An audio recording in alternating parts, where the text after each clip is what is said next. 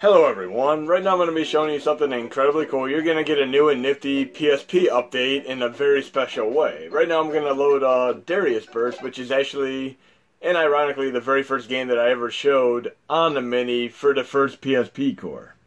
And there's going to be a whole new set of rules for this upgrade, which I'm going to go over as far as the nuances are concerned and such. But it's actually better as far as compatibility, games run better overall, graphical glitches are more minimal. But I'm going to show you these rules in action here. But let's try out this Darius Burst, a great shmup game for a moment here. As I mentioned, there are going to be a whole new set of rules you're going to have to follow if you choose to go this upgrade path. I'm going to keep the original PSP core in there just in case you decide to revert back to it. Okay, let's get in game here, and then I'm going to show you these rules in action. And I've done enough shmup extravaganza videos, so to speak.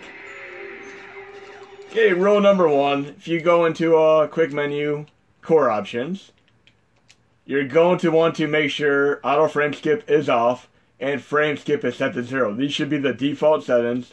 I wouldn't mess with anything else. I'd only change frame skip. That's it. Either at 0 or 1. That's it. Right now I'm going to leave it at 0 with auto frame skip off. Okay, just a little bit stuttery. So I'm going to go back into options. And turn it to 1. Now it's running nicely. I can live with this. But really cool game. Great soundtrack. I love the Darius games that are also on PS4, which I've showed in one of my other shmup extravaganza videos.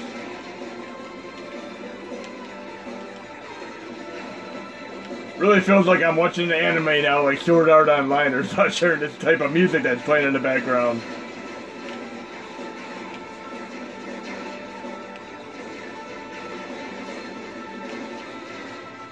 We have a few more games to showcase because I need to go over some rules here. Now again, if there's any games that you've run before and you need them to run a certain way, feel free to let me know in the comments, or if you have any way to contact me on Reddit or such. And I'll do performance tweaks for some of these games. I mean, some are going to be more stubborn than others, but I'm going to go back to quick menu options. I want to change this back to 0, because as I mentioned, this should be auto frame skip off and frame skip 0. This should be the default settings. I would not really muck with this too much. And again, only do 1 or 0. Do not do anything else. You're not going to need the previous PSP Performance Extreme add-on and such. And then the other thing is, I use this little workaround where you load 2048 or Mr. Boom as a little dummy core to exit the game. Don't do that anymore. Instead, just simply do RetroArch exit or your home button and quit normally. It's going to take about 10 to 15 seconds to quit, but it is actually twice as fast as it was before.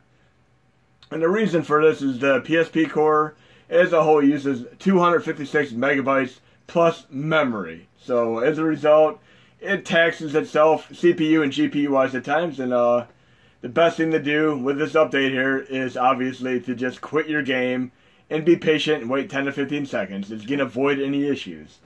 Then I'm going to show you the other perk to this core. As I mentioned, you're going to have graphical glitches are going to be more minimal. You're going to get better performance on many games. I'm going to load another game right now. How about Ultimate Ghosts and Goblins? This is a game that actually had a big, severe graphical glitch that some of you might not have realized. But I'm going to load this game normally right now from the main user interface. And the other thing with the O cores, you could only load the games from the main user interface initially. There's going to be an added bonus to this update, which I'm going to show you within the next couple minutes. But one of the graphical glitches in Ultimate Ghosts and Goblins on the original core was the fact that the heads-up display was completely missing, so you couldn't go into the sub-menus and equip any items, weapons, or anything like that, so the game was pretty tough to play fully. It is also one of the tougher to run games on the core. But right now I have it set to auto frame skip off. Just leave it off.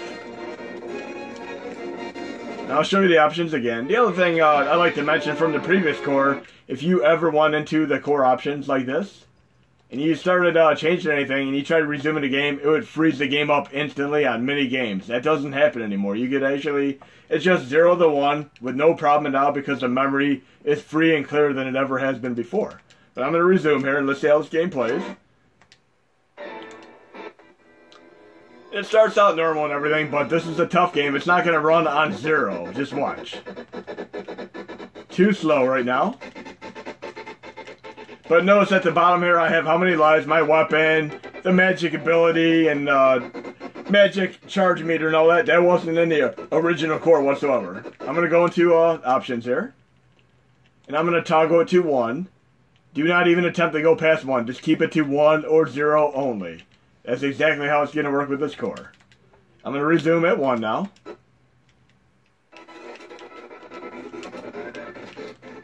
And this is about as good as we're going to be able to run on the Mini. I mean, it runs better than it did, and you have the heads-up display, so this is fine right now. Definitely suitable if you have no other means to play this game. I do have this game on a real PSP, and I also run it on my PlayStation TV. Incredible game, but very happy that it is fully playable now. Now I'm going to get you adjusted to a few more nuances throughout the course of this video. And again, I'm going to just push the home button right now on my controller because it's going to take, as I mentioned, 10 to 15 seconds to quit. Do not attempt to load another core. Do not attempt to load another game. You need to exit RetroArch completely to free up your 256 megabytes of memory. If you attempt to load another core game, you're going to freeze RetroArch, so don't even attempt it. You're going to have better compatibility. Games are going to run better. More minimal graphical glitches, as you can see from this game. It looks fantastic. I mean, the entire heads-up display is intact. I'm exiting back to the main user interface now. And another issue that people have been having trouble with is whether or not you have the No C8 HMod installed. You would typically get a C8 error occasionally on shutdown. If I try shutting down the system right now, watch what happens. I'm going to get a C8 error. That's because the memory is not free and clear, but I'm going to show you a nice workaround for that. To avoid C8 errors in general and actually minimize your chances of getting them, whether or not you have the No C8 HMod installed. Now obviously anytime you get a C8 error and you have to turn the system back on, it resets your mini settings, and I'm going to show you what I mean on it real quick. I'm powering back on.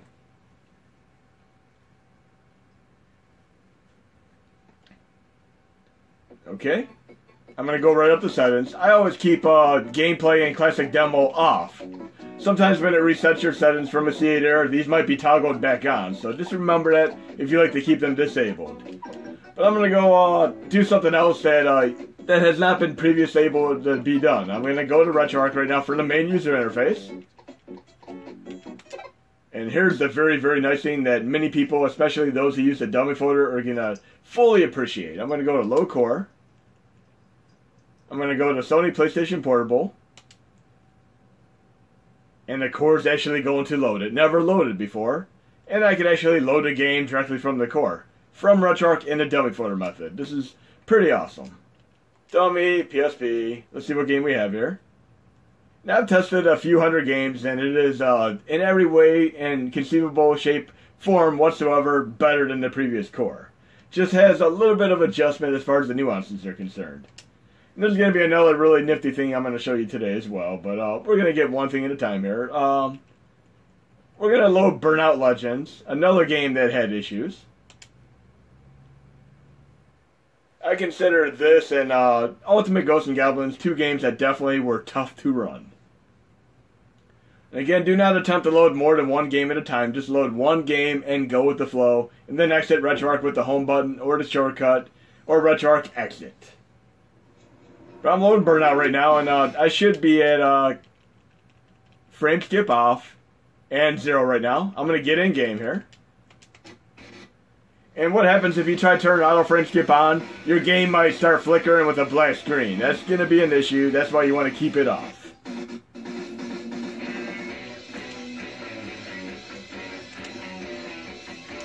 Okay, let's get the show on the road here and do a little test, because this is another game that I've extensively tested in previous videos. You're still going to have your choke points. Even on my Android phone when I play the game, there's still minor choke points. But you can, of course, use that really nifty PSP save exploit that I've showed in the previous video too, where you could have everything unlocked and do stuff like that. And there are a few other things that I'm going to show you though. But for the most part, have auto frame skip off permanently and start out with frame skip off at 0 right now. I'm going to do this one more time. Always start out every game with frame skip at 0 and just see how the game runs first. I'm going to do this intentionally right now. And again, if I started messing with these settings in the previous core, I would freeze up RetroArch and I'd have to restart the game. Okay, this is okay, but I'm going to go into quick menu options. And I'm going to change frame skip to 1. And if the game has a flicker and black screen, I'm going to change it back to 0. But if the game performs admirably, I'm going to leave it as is. Okay, it's running nice. Actually, a really, really good speed here. Better than the previous core, without a doubt. I'm going to get my choke point up here, right about now. But the choke point is actually running better than it has before. But once I'm past the checkpoint, and most of the game, I've actually played this game from beginning to end because I'm a big Burnout fan. I'd have to say my favorite Burnout game of all is most certainly the Burnout Revenge that is on the Xbox 360. I really wish they would bring that back and put it on PlayStation 4 because that is by far the best version of it. They've not released it on any other console or PC format for that matter. Luckily, Need for Speed Most Wanted, my other favorite Xbox 360 racing game, has been released on PC. Okay, I'm going to get past the choke point, then I'm just going to burn some rubber here. Here we go. Choke point gone. Very, very fast. Nearly full speed here.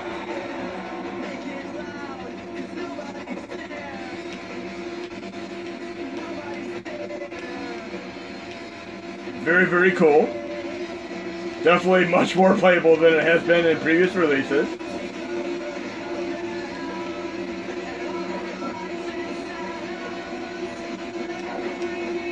I want to break out my Xbox 360 and play Burnout Revenge again. I'm going to have to showcase that in the video because it really is my favorite Burnout game. I like it even more than Need for Speed, should I say Burnout Paradise, not Need for Speed. I'm a big fan of all the Need for Speeds and the Burnout games though. But Burnout Paradise, I don't like as much as Burnout Revenge. I mean, I just had way more fun playing Burnout Revenge. It looks absolutely fantastic on Xbox 360. But I'm going to exit the game now. I'm just going to do RetroArch exit properly. And then I'm going to do the little workaround to have a better shutdown on the system, and I have a really, really good chance of not getting a C8 error. I'm not going to shut down the system. What I'm going to do instead is actually use a dummy game. I'm going to load an NES game. How about Wizards and Warriors? Oh, hey, look, we have Fabio on Wizards and Warriors 2. I didn't even realize that at the time, but I'm going to load Wizards and Warriors 2. Then I'm going to shut down my system. And I got a proper shutdown because I actually used a dummy game to bypass that C8 error. I was completely gone, so consider loading an NES game, the workaround similar to the 2048 workaround in the past. Now we're going to go on to a couple more things real fast. I'm going to actually boot up and do another game that is really, really cool and runs incredibly awesome on this new update. I'm going to load this game, which is called Third Birthday. You're going to see it in a minute. But yes, you have a bigger chance when you're shutting down if you just load another game such as Wizards and Warriors 2 Iron Sword with Fabio on the cover. Fabio is your workaround to getting your system shut down without a C8 error, whether or not you have no C8 installed. But I'm going to go back to the PSP games here. I'm going to load Third Birthday, which is a shame because it should have been called Parasite Eve The Third Birthday because it is Parasite Eve 3.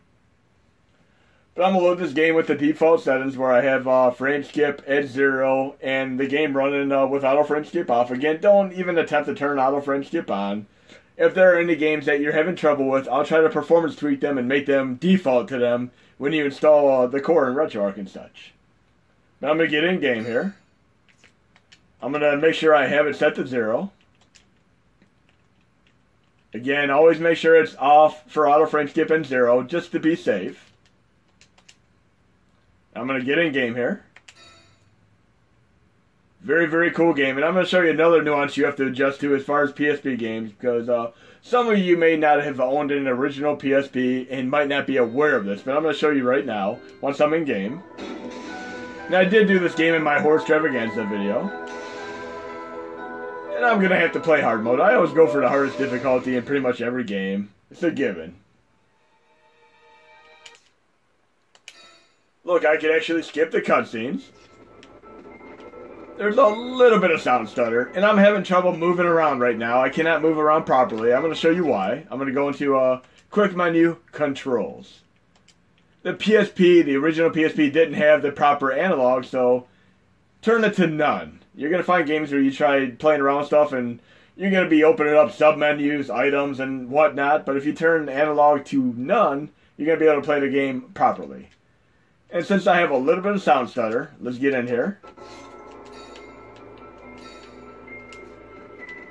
A little bit of sound stutter. I'm going to attempt to turn it to 1 for frame skip.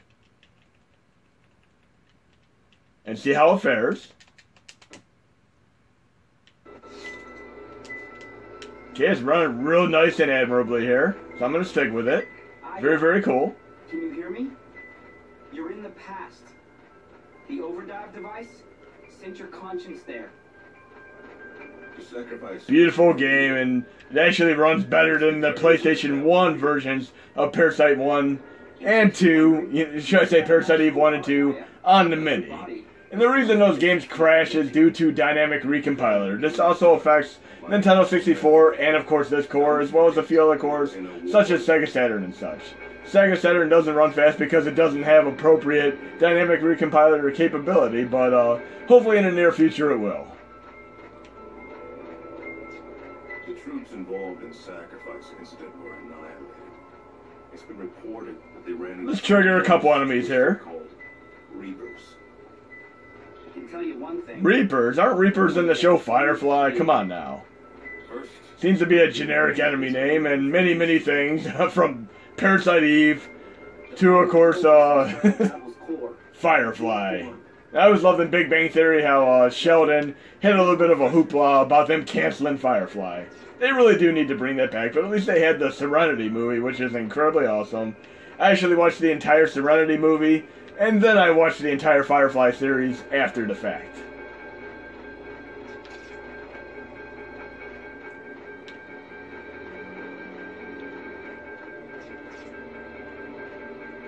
But I'm going through a little bit of a tutorial here. I should be able to trigger an enemy here in a moment. Here we go. Oh, now they're called Twisted. Great, great soundtrack here. And I got taken down already. I'm going to have to come back and play this game. But again, I'm going to exit back to the main interface by quit RetroArch. I did this game in my previous Horse Extravaganza video. I threw grenades prematurely because I pushed the button by accident, just like I always do in Streets of Rage and Golden Axe, where I always push the magic button prematurely from the moment I start playing the game. But as I said, it's going to take about 10 to 15 seconds to quit, and you're good to go.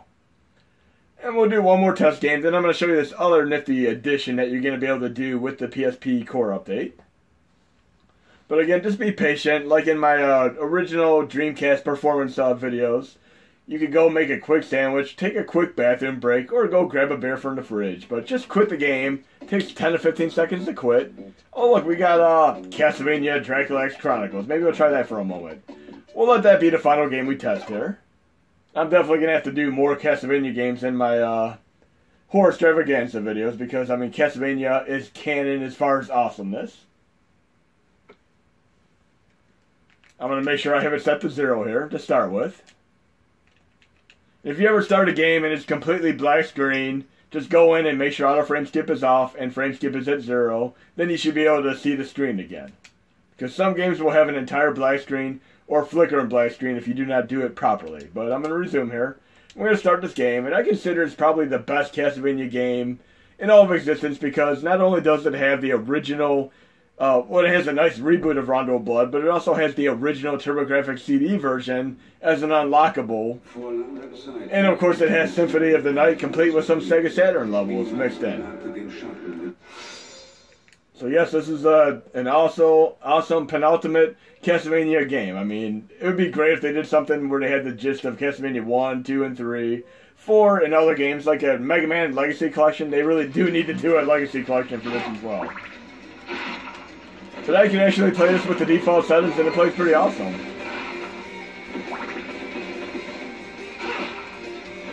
And I'm going to go into my controls here and disable analog. And we're going to start this one more time.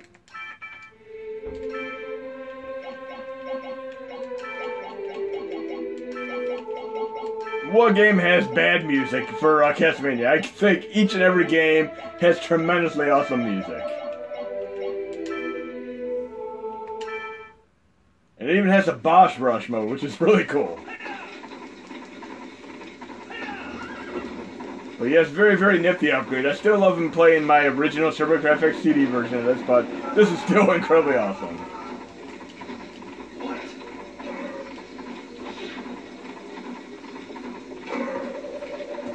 But yes, if you ever have any issues, just turn analog to none and you'll be fine.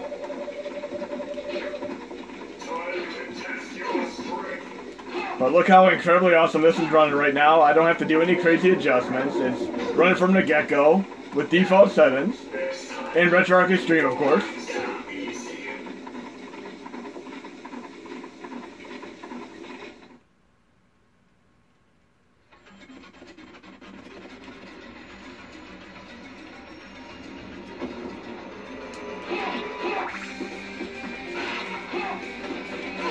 And I'm going to set it to frame skip 1 here and see if it makes any difference.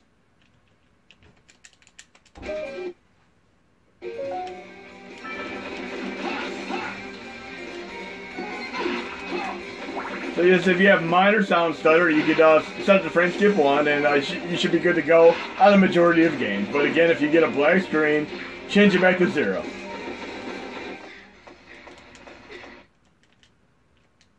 Again, I'm going to definitely make sure to do more Castlevania games in my Horse Extravaganza series.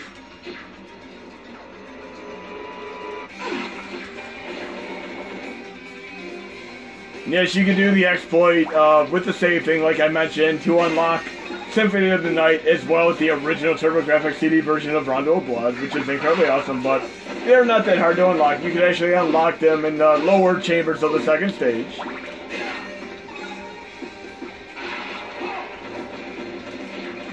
And I'm going to turn frame skip back to 0 here.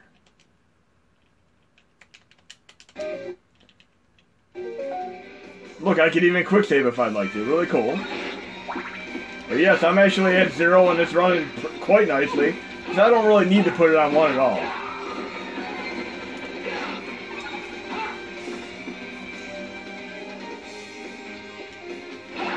And I'm going to show you what happens if you use it at frame skip 1 and you end up getting that little glitch that I'm talking about. I'm going to load one more game as an example. And there's another thing that many of you might not be aware of that has affected many PSP games over the years on various emulators, but it has never been really common knowledge. Where's my axe when I need it?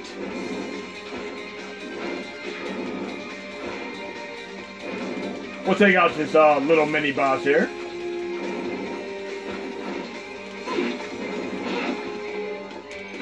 Gotta love it when the weak point does a nice flash register, so you're not in doubt whatsoever of whether or not you're hitting the enemy.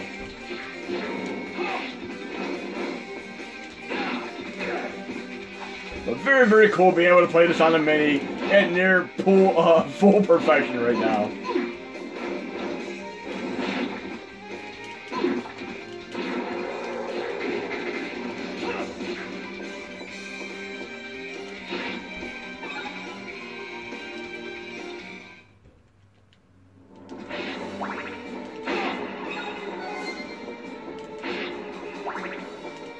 Really, really digging this music. Love the Paradise scrolling that's going on in the background. Really cool.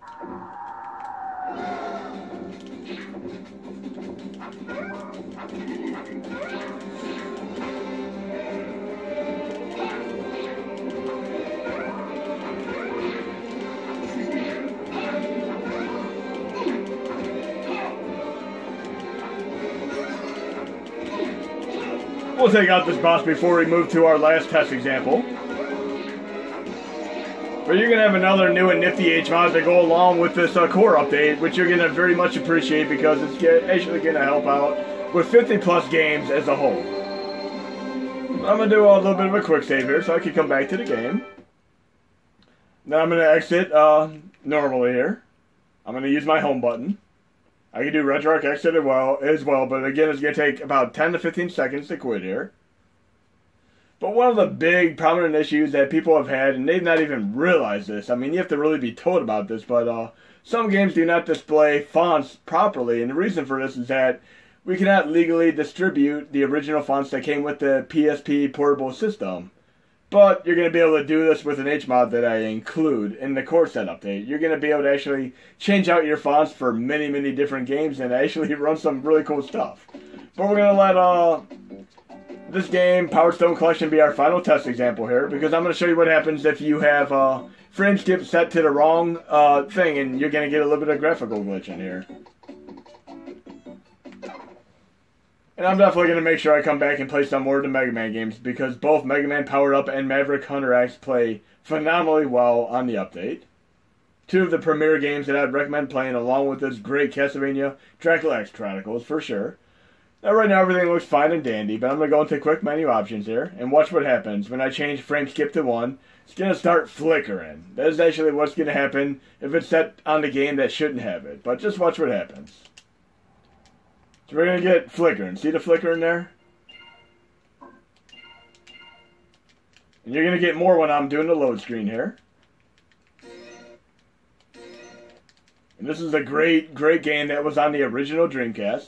See, we're getting that black flicker in there. You're going to get a lot of this more so on the games that don't properly support the frame skip. So I'm going to disable right now. And there's another little nuance here you're going to have to adjust to. Even though I'm starting the game out with frame skip at 0, watch what happens. I'm going to get in-game.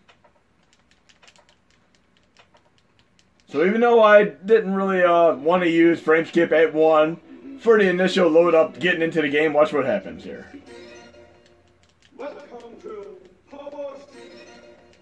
Again, I'm going to do a very personalized performance tweaks for many, many games, depending on what kind of feedback I get as far as which games you guys and gals are trying to run.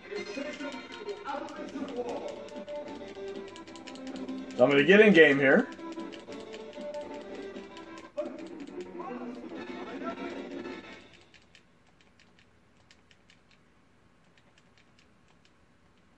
Now loading. Can never escape the downloading screen, no matter how far we've made it in video games. Now I'm actually in game here. And I'm going to go back to quick menu options. And even though I had flickering at the beginning, I'm going to turn it back to frame skip 1 here. And see what happens. Because yes, you can toggle on and off depending on what part of the games you're in. So it's actually functioning quite nicely and very, very fast-paced here, with minimal flicker or graphic glitches. I mean, it's running awesome. Look how blazingly fast this is. This is awesome.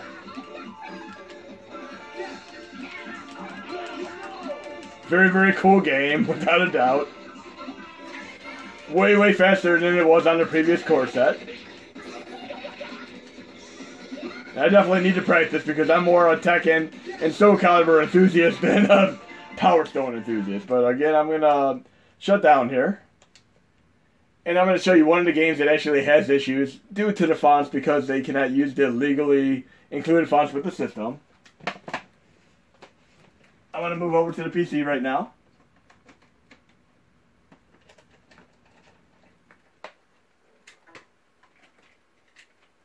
I'm going to show you this new HMod that you're going to have.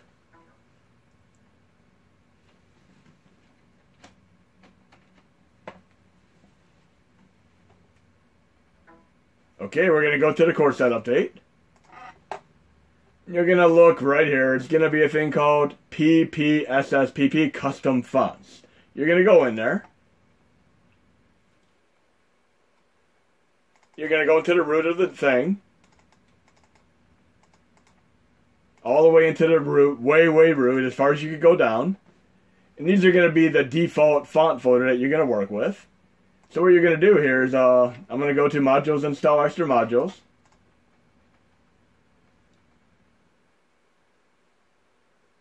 And I'm going to show how it displays within Hackshi 3.41.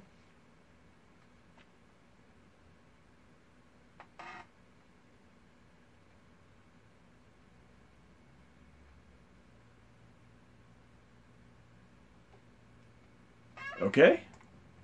I'm going to go right down to where it is on the list. And again, you're going to have the original PPSS PP core that you've been adjusted to for several months now. You could use this one instead if you don't want to have to worry about some of the nuances of the updated core. But use the PPSS PP Extreme core if you want to try out the new stuff. You can only have one of these installed at a time, so use either or, and whichever one you prefer, stick with it. But I have the PPSS PP Custom Fonts here. And I have a little README to the right here. I mean, you're pretty much going to take this file right here, and I have a README in my extras folder I'm going to show you as well, but I'm going to show you that right now. I'm going to have it copied into my user mods folder. I'm going to go to that user mod right now. I would just copy it to your user mod folder, and then go to that SOH mod. Keep the original intact in your core set. That way you could easily have it backed up and use it when you need to. But I'm going to go to the PPSS PP Custom Fonts. All the way to the root, as I mentioned. And you're going to have two different things you can do here. I'm going to show you right now. I'm going to go to my working folder. Working 923. My PSP thing here. PSP fonts. These are actually the fonts that came with the original system. Lifted right from my real PSP. And the cat might have to bump the keyboard a few times on these, but there are countless games that actually run better due to having these fonts. And I'm going to just simply copy these right into this folder here. And then if I install this like any other HMod, I'm going to have the real original PSP fonts that came with the PlayStation Portable. And it's going to actually effectively help many, many games run better. And I'm going to give you a little bit of a README here so you get an idea of what I'm talking about. Going to go to my release here. Go into the extras folder, into the PSP folder. PSP fonts folder. You're going to have a little bit of a README here. You can do this README. It's going to have a whole list of games that actually run better using the original fonts. I mean, there are quite a few of them there. Then it has a little bit of a setup as far as what each of these fonts relate to. As far as the Latin large with italics, Latin large with bold and such. But then we have this nifty thing here I'm going to extract. And check this out. You have over 100 different fonts that are custom that you could use. I could use something that relates to the movie Dark Crystal here. Go into the root here and just simply copy and paste this file right here into the HMod that I showed you.